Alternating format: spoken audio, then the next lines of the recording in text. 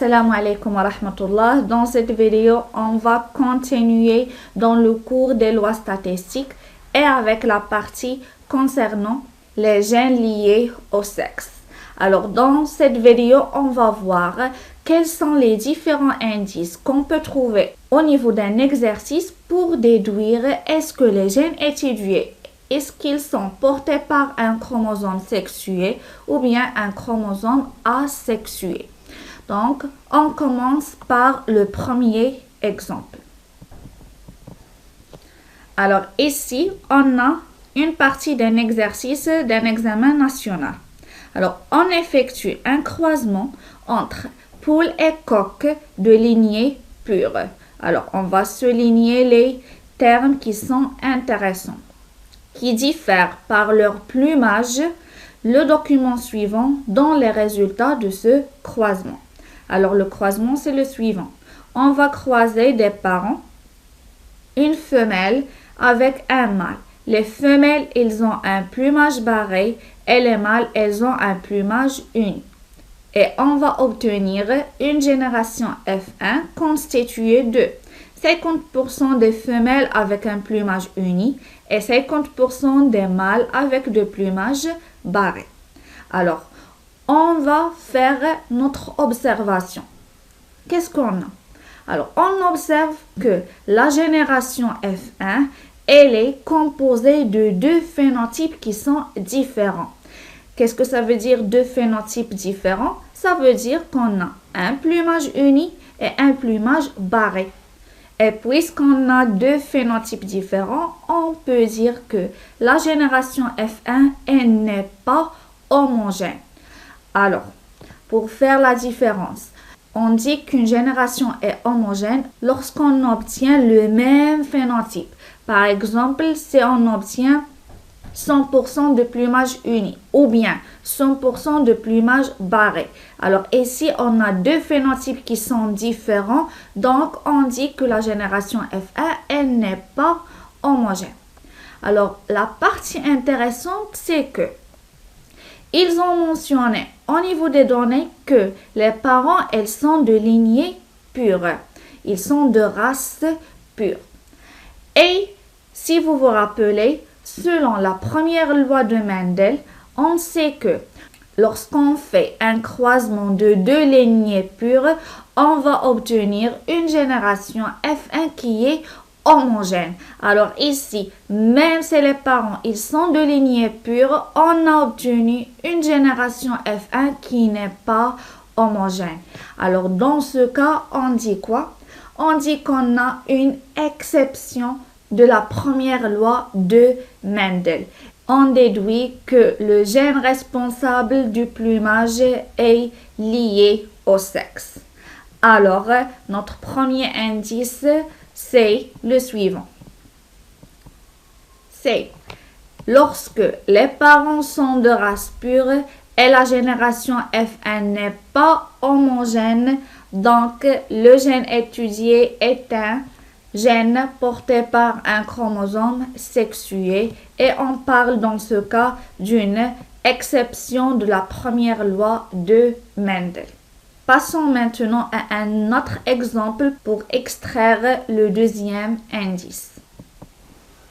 Alors ici on a le premier croisement, c'est qu'on va faire un croisement entre des mâles ayant des yeux rouges avec des femelles ayant des yeux pourpres. Ce croisement va donner une génération qu'on va l'appeler F1 qui est composée de 100% des mâles et des femelles ayant tous des yeux rouges. Alors dans ce cas, on va faire notre analyse. On a la génération F1 est homogène. Alors on va passer maintenant à ce qu'on appelle le croisement inverse. Le croisement inverse, ça veut dire on va prendre dans ce cas les mâles avec des yeux pourpres et les femelles avec des yeux rouges. Et on va voir est-ce qu'on va obtenir les mêmes résultats que le premier croisement ou bien des résultats différents.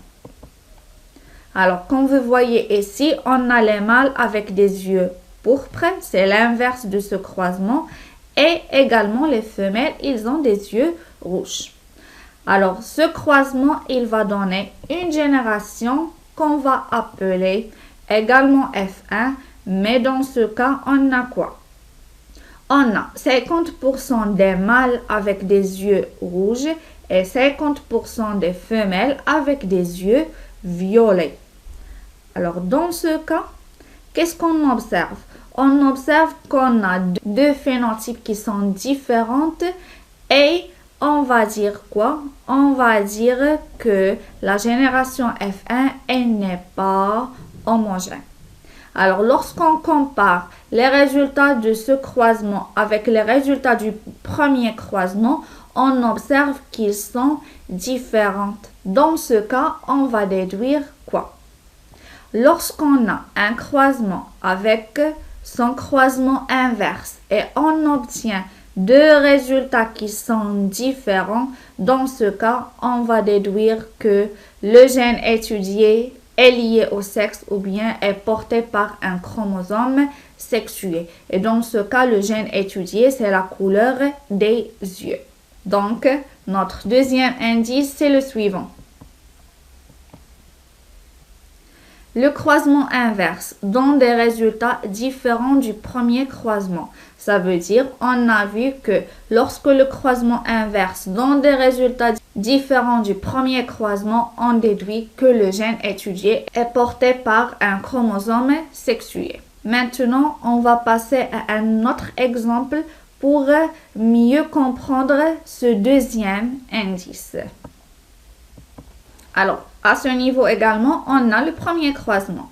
C'est entre des mâles avec des yeux rouges et des femelles avec des yeux pourpres. On va obtenir une génération F1 avec 100% des mâles et des femelles ayant des yeux rouges. Donc, les mâles et les femelles, ils ont tous le même phénotype. Dans ce cas, la génération F1 est homogène. On va faire le croisement inverse. Alors, le croisement inverse, c'est que les mâles, elles ont des yeux pourpres et les femelles, elles ont des yeux rouges. On va obtenir une génération F1 avec 100% des mâles et des femelles avec des yeux rouges. Alors, si on va faire la comparaison des résultats de ce croisement inverse avec le premier croisement, on observe qu'on a obtenu le même résultat. Dans ce cas, on va dire quoi? On va dire que puisque on a obtenu les mêmes résultats, on va déduire que le gène étudié, il n'est pas lié au sexe. Il n'est pas porté par un chromosome sexué. Passons maintenant à un autre exemple, à un autre indice pour déduire est-ce que le gène étudié est porté par un chromosome sexué ou pas. Le dernier indice, c'est que les caractères se répartissent selon le sexe. Ça veut dire quoi les caractères se répartissent selon le sexe? C'est ce qu'on va voir dans l'exemple suivant. Alors pour le premier cas, on va prendre un croisement entre des mâles avec des yeux rouges et des femelles avec des yeux pourpres. Et on va obtenir une génération F1 avec 50% des mâles avec des yeux pourpres et 50% des femelles avec des yeux rouges. Dans ce cas, on observe quoi? On observe bien sûr que la génération F1 elle n'est pas homogène. Mais le plus important, c'est que tous les mâles, elles ont des yeux pourpres et tous les femelles, elles ont des yeux rouges. Dans ce cas, on dit que les caractères, ou bien ici les phénotypes, ils sont répartis selon le sexe. Ça veut dire quoi? Ça veut dire si je prends un individu de cette génération et j'observe sa coloration des yeux et je trouve que la coloration est rouge, je peux automatiquement dire que c'est une femelle. Si je prends un individu avec une coloration pourpre, je peux dire que c'est un mâle. Alors ici, on a les caractères se répartissent selon le sexe, on peut déduire que le caractère étudié est lié au sexe. Et c'est notre troisième indice. Maintenant, après déterminer est-ce que le gène étudié est porté par un chromosome sexué ou pas, il faut déterminer le type de ce chromosome. Sachant que les chromosomes sexués, ils sont de deux types, soit le chromosome X, soit le chromosome Y. Alors, comment je peux déterminer quel chromosome? C'est à partir de la génération F1. Alors, on va prendre les mâles. Alors, comme vous savez, les mâles, au cours de la fécondation, ils vont prendre un chromosome Y de l'un des parents et qui est bien sûr le mâle et un chromosome X du femelle. Alors, à ce niveau, on observe quoi? On observe que les mâles, elles ont des yeux pourpres, comme les femelles ici. Donc, cette coloration pourpre, elle provient avec le chromosome X. Et dans ce cas, on va dire que le gène étudié est lié au sexe et elle est portée par un chromosome X. Donc, en général, si les individus mâles de la génération F1, ils ont un phénotype de l'un des parents et surtout des femelles, on déduit automatiquement qu'elle est portée par le chromosome X. Passons maintenant au deuxième cas. Le croisement est le suivant. Des mâles avec des yeux pourpres croisés avec des femelles avec des yeux rouges et on va obtenir une génération appelée F1 avec 50% des mâles et des femelles avec des yeux rouges et 50% des femelles avec des yeux pourpres. Donc, notre première observation, c'est que la génération F1 n'est pas homogène parce qu'on a deux phénotypes qui sont différents. La deuxième remarque, c'est que on a ici des mâles et des femelles avec des yeux rouges. Ça veut dire quoi? Ça veut dire que le caractère ne se répartit pas selon le sexe. On prend un exemple. Si je prends un individu de cette génération et je vois la coloration de ses yeux, par exemple, si elle est rouge. Donc, je ne peux pas dire que l'individu que j'ai pris est un mâle ou bien une femelle parce que les mâles et les femelles, tous les deux, ils ont des yeux rouges. Et dans ce cas, on va déduire que le gène étudié n'est pas lié au sexe. Alors, pour résumer tout ce qu'on a vu,